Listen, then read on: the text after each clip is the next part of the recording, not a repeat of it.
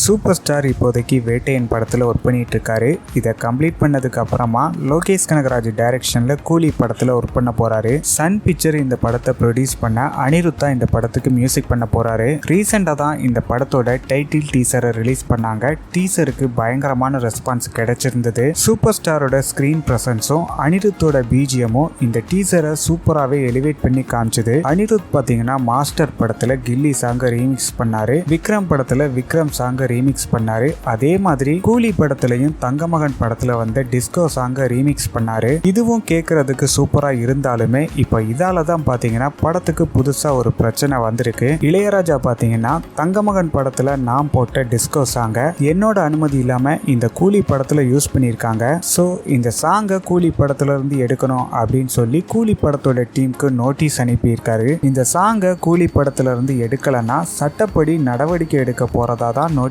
அனுப்பியிருக்காரு. சோ இந்த சாங்கை கண்டிப்பா எடுத்துதான் ஆகணும். கூலி படத்தோட டீம் என்ன பண்ண போறாங்க அப்படிங்கறத வெயிட் பண்ணி பார்க்கலாம். சூப்பர் ஸ்டாரை பொறுத்த வரைக்கும் கரண்ட்ல வேட்டையன் படத்துல தான் ஒர்க் பண்ணிட்டு இருக்காரு. அதை கம்ப்ளீட் பண்ணதுக்கு அப்புறமா தான் கூலி படத்துல ஒர்க் பண்ண போறாரு.